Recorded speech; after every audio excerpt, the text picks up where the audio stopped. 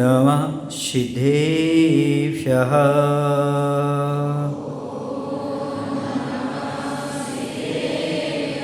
ॐ नमः सिद्धेभ्यः।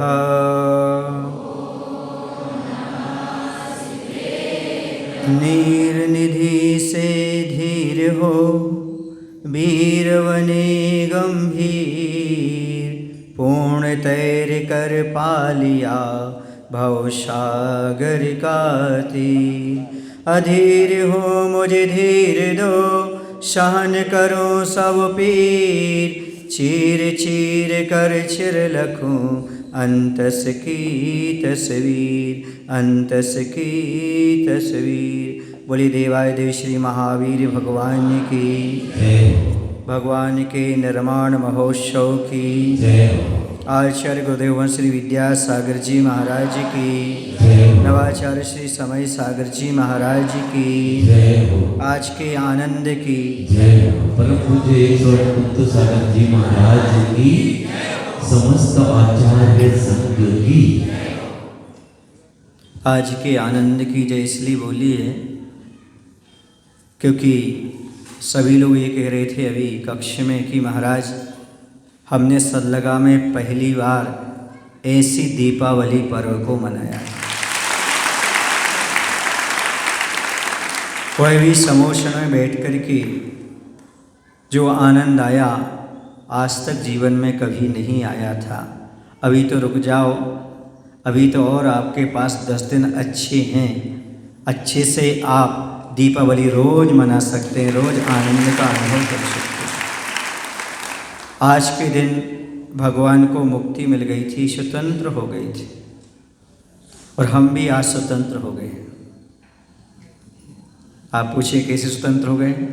हम भी बंधन में बने थे चातुर्मास के, प्रातःकाल चातुर्मास के निष्ठापन की भक्तियाँ हो गई हैं, अब हम कहीं भी विहार कर सकते हैं। हम भी स्वतंत्र हो गए। क्यों? स्वतंत्रता का अनुभव तो करो, हमारे साथ आनंद तो मनाओ, और भगवान से प्रार्थना करो, भगवान हम भी जैसे आप द्रव्य कर्म नौ कर्म भाव कर्म से छूट करके मुक्ति को प्राप्त हो गए, वैसे एक दिन हम भी संसार से मुक्त हो जाएंगे। हमें परतंत्र करने वाला भगवान कहते हैं एक ही चीज़ है, वह है कर्म। जो परतंत्रता का अनुभव कराए उसका नाम है कर्म।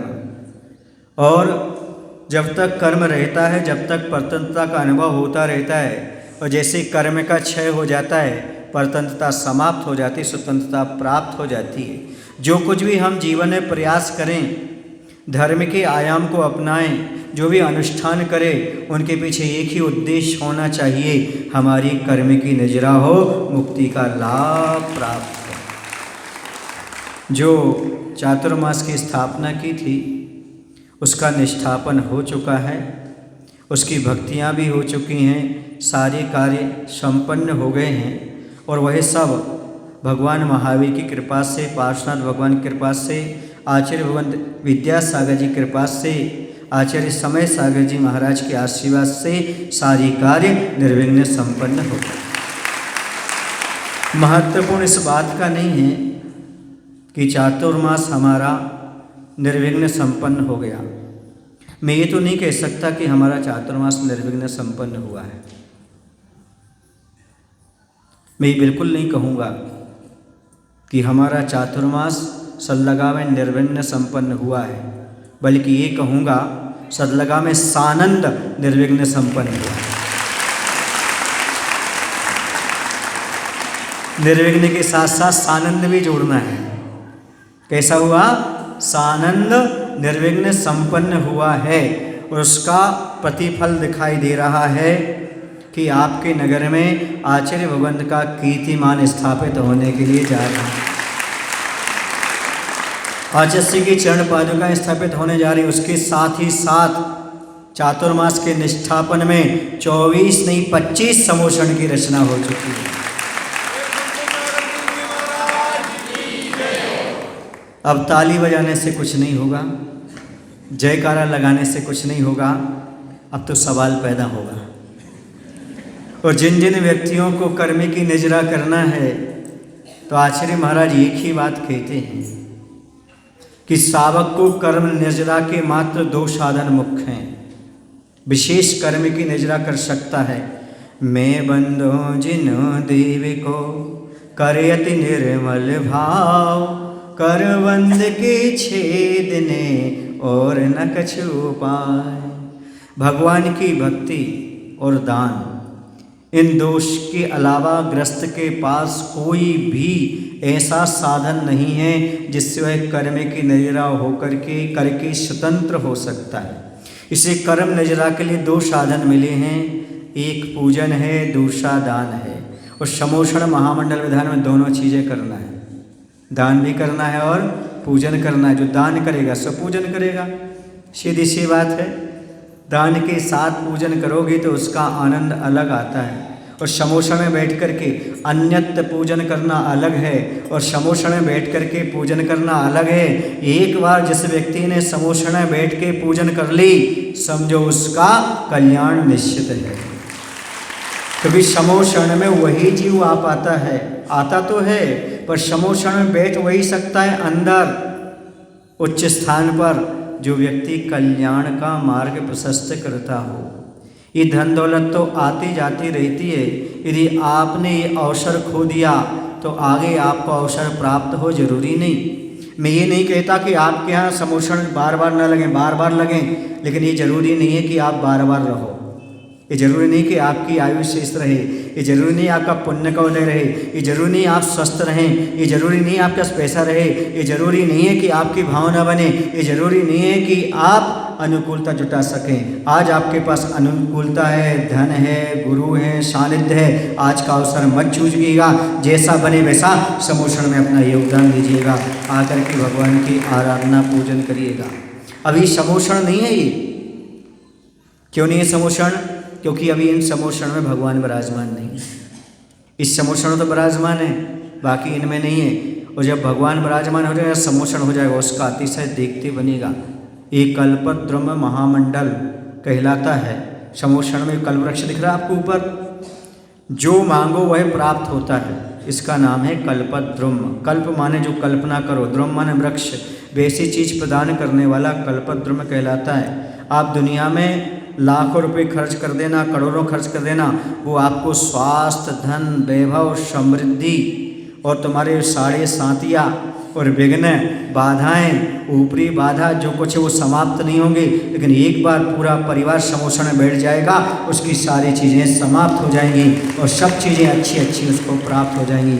अशुभ समाप्त होगा और शुभ का वातावरण बनेगा। आपका मिथ्यात आदि जो भी धारणा है वो सारी गल जाएंगी एक बार भगवान के समोषण में आने से। जैसे इंद्रभूति एक बार भगवान के समोषण में आया था और आने के बाद उसकी सारी मिथ्या धारणाएं समाप्त हो गईं, फिर वह इंद्रभूति नहीं बचा बल्कि गौतम स्वामी बन गए। गौतम स्वामी को भी भगवान महावीर से राग था, ऐसा प्रतीत होता है। क्योंकि जब तक भगवान विराजमान रहे तब तक गौतम स्वामी को केवल ज्ञान की प्राप्ति नहीं थी, क्योंकि उनको राग था भगवान महावीर से। जैसे आपको राग है महाराज से, है कि नहीं है? हाँ, आप चाहते कि महाराज हमारे यहाँ से ना जाएं। कितने लोग चाहते हैं महाराज यहाँ से ना जाएं? कितने लोग चाहते जाएं? जैसे इसी प्रकार से वह गौतम स्वामी नहीं चाहते थे कि भगवान का समोषण विघटन हो, ऐसे आनंद से हम दूर हटें, लेकिन भगवान मोक्ष चले गए। मोक्ष चले गए, फिर भगवान की मोक्ष जाने के बाद उनका राग भी चला गया गौतम स्वामी का, और शाम को उनको केवल ज्ञान की प्राप्ति हो गई। 40-40 वर्षों तक लगभग जिन्हें भगवान की दिव्य ध्वनि का पान करने का सौभाग्य मिला हो, सोचो उनके प्रति उनकी कितनी भक्ति होगी। सांपों का क्या हाल होता होगा जब भगवान मुक्ति का लाभ प्राप्त कर गई। तो खुशी है कि भगवान को मुक्ति हुई, लेकिन एक दुख की बात है कि हमारे सामने से भगवान साक्षात चले गए। दोनों चीज़ें संसार में रहती हैं। भक्तात्मा सोचता है कि ये भगवान हमेशा देवशास्त्र गुरु का सानिध्य मिलता रहे, और जिसे रोज़ समोषण में आने को मिलता होगा उसका कितना सौभाग्य होगा। इसी प्रकार आपके लिए 7 दिन समोषण में आने का सौभाग्य प्राप्त होगा। आप भी अपने आप को कुशलत्व स्वीकार करना और ध्यान रखो, नीचे भी बैठना कोई बात नहीं है, लेकिन ऐसा भाव बनाओ कि हम ऊपर आकर के समोषण में भगवान की आराधना कर सकें, स्तुति कर सकें। क्योंकि मुख्य पात्र जिस जिस भाव से मुख्य पात्र बनते हैं, स्थापना निक्षेप से आगे चल करके वैसे वैसे पदों को प्राप्त कर लेते हैं। यदि आपने अच्छे भाव से सौधर्म इंद्र बनकर के आराधना की तो अगला भाव ऐसे ही होगा, आपकी इंद्राणी सची बनेगी और आप कौन बनेंगे? इंद्र बनेंगे और एक भाव धारण करके मुक्ति का लाभ प्राप्त कर लेंगे। ये सौभाग्य आपको प्राप्त हो रहा है। जो भी कुबेर बनेगा वो भी एक भावधारी होता है, समझ रहे हैं? चक्रवर्ती भी उसी भाव से मोक्ष जाते हैं। और चक्रवर्ती तो मुख्य पद है, समोषण में तो मुख्य होता है चक्रवर्ती।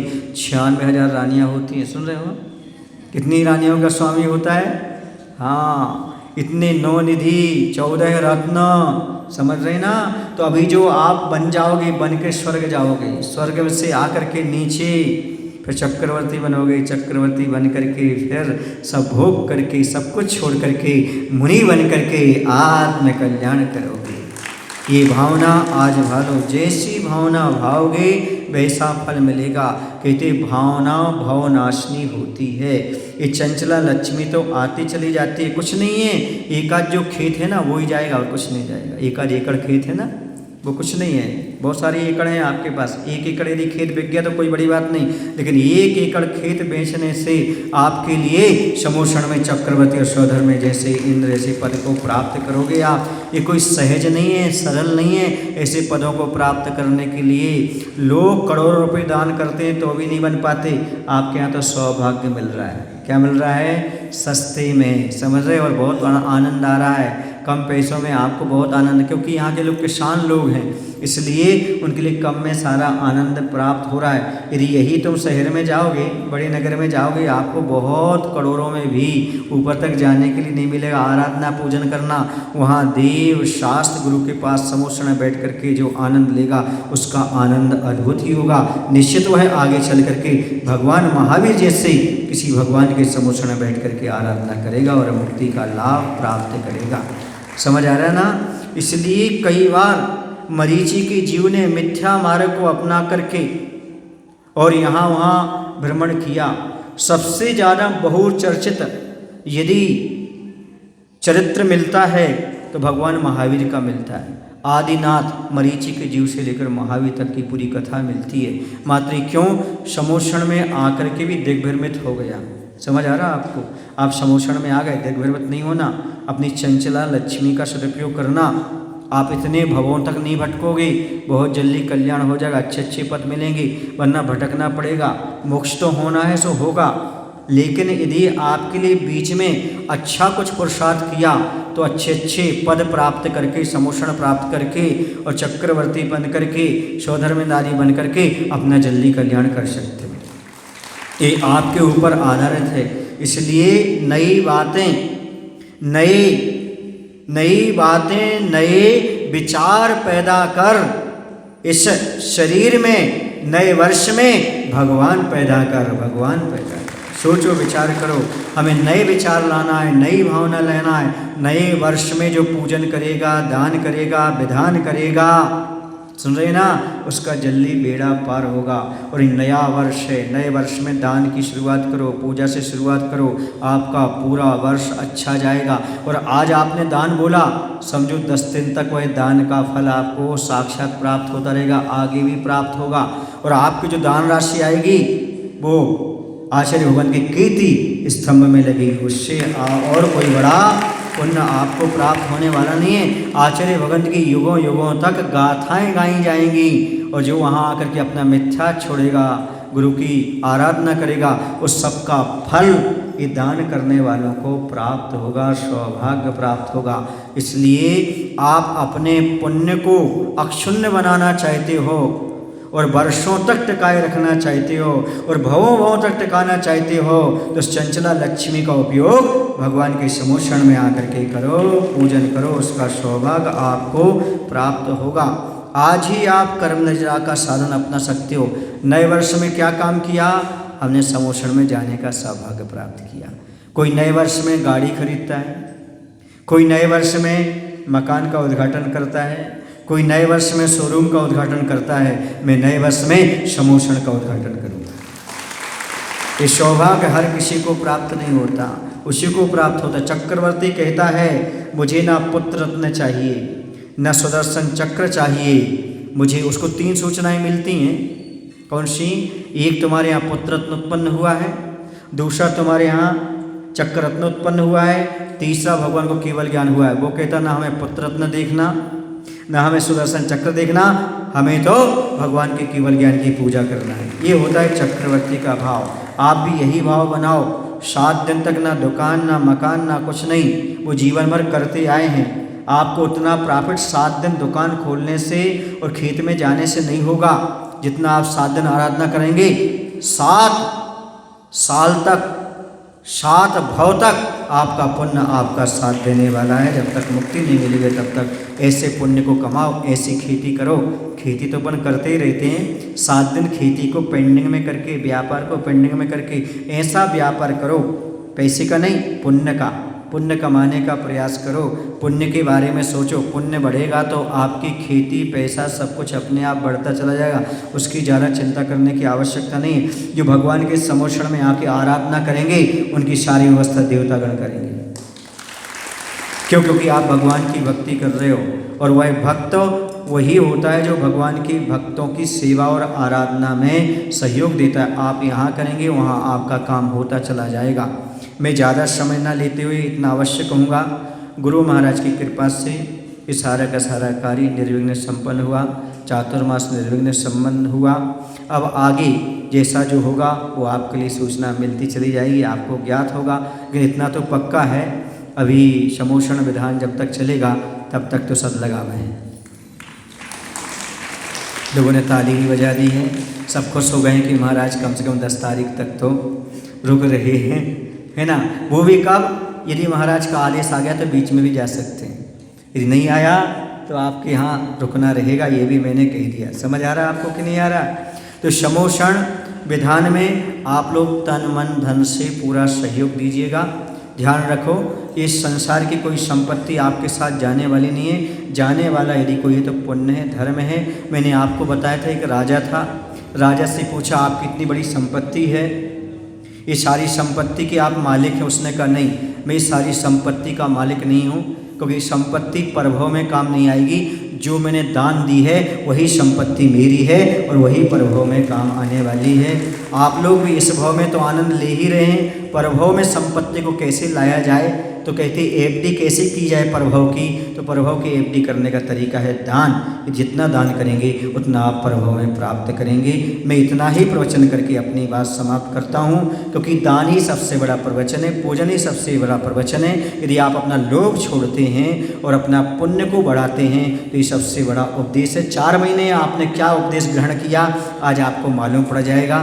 पूजन और दान आप कैसे करते हैं, कैसे भावों से करते हैं वो ज्ञात होगा। बोले महावीर भगवान की जय। आचार्य गुरु श्री विद्यासागर जी महाराज की जय। पूज्य श्री सागर जी महाराज की जय।